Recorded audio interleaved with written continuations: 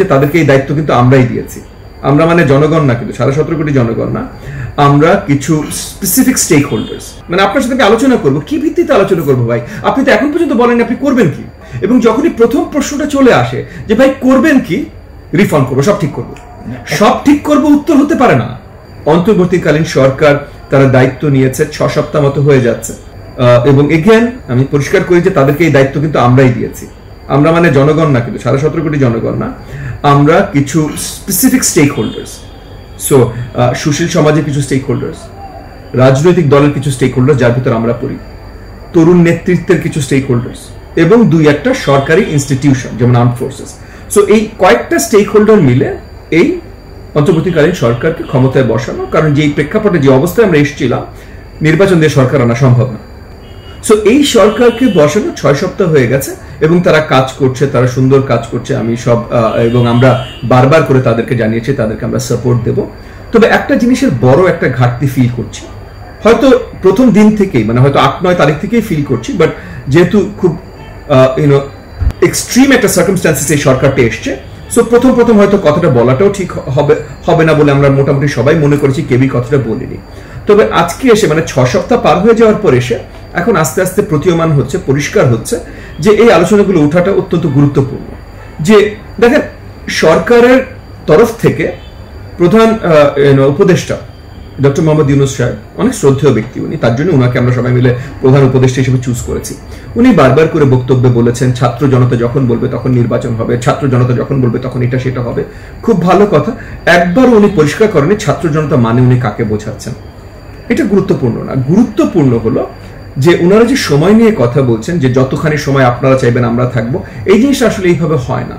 তাদেরকে পরিষ্কার করা যেটা প্রয়োজন, যেটা হয়তো প্রথম দিন, মানে 8 তারিখে যখন ক্ষমতা নিলেন, 9 তারিখে পরিষ্কার করা উচিত ছিল যে তারা কি করবেন, তাদের গোলটা কি, অন্য কিছু না। কিন্তু মানে আমি মাত্র ক্ষমতা নিয়েছি, এই গোল পূরণ করতে আমার কি কি করা লাগবে, এই গোল পূরণ করার জন্য কোন কোন সম্মুখীন হব, এই ঝামেলাগুলো পেরিয়ে উঠতে কতদিন লাগবে, এটা কি প্রথম দিন বলা যায় ভাই? বলা যায় না। কিন্তু প্রথম দিন যেটা বলতে হয় হলো যে আমার গোলটা কি।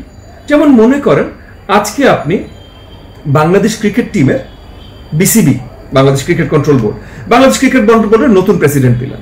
নতুন প্রেসিডেন্ট সে নিয়োগ পাওয়ার সাথে সাথে তার একটা দায়িত্ব আছে, তার একটা গোল বলা, যে এত সালের বিশ্বকাপে আমরা জয়ী হতে চাই।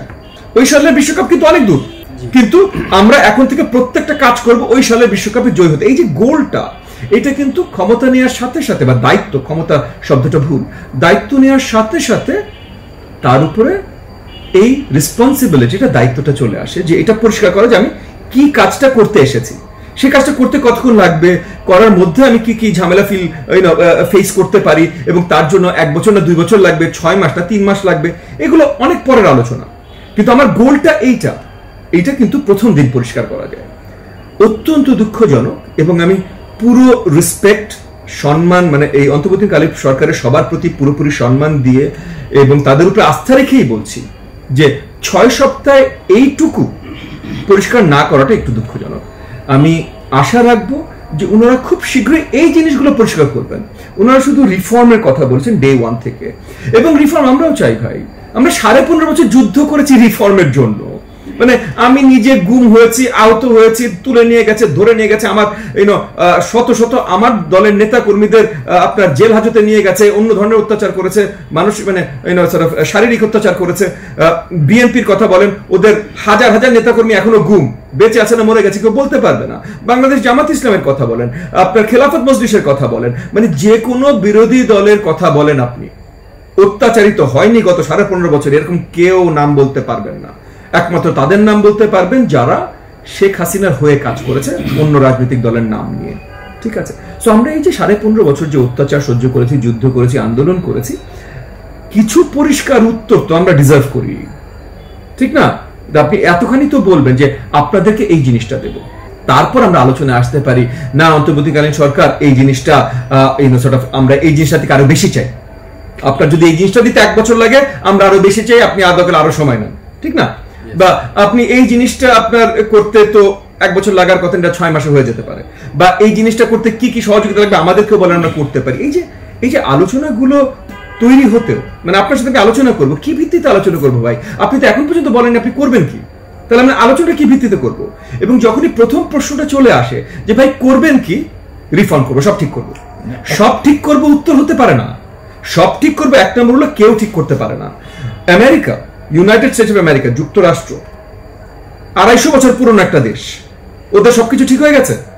বিশ্বের সবচেয়ে শক্তিশালী দেশ, সবচেয়ে বড় অর্থনীতি এবং সবচেয়ে বড় গণতন্ত্র, সবচেয়ে বড় মানে জনগণের দিক দিয়ে না, বাট প্র্যাকটিসের দিক দিয়ে, যে গণতান্ত্রিক প্র্যাকটিস আমরা ধরে নিই ওরা সবচেয়ে বেশি করে। তো তিনটা বড় বড় জিনিস, তারপর ওদের সব সমস্যার সমাধান হয়ে গেছে, সব ঠিক হয়ে গেছে? না ভাই। সো সবকিছু ঠিক করবে এটা কখনোই হয় না, এটা সবসময় চলতে থাকে। সো পরিষ্কার এজেন্ডা এইটা পাওয়াটা আমি বিশ্বাস করি অত্যন্ত গুরুত্বপূর্ণ।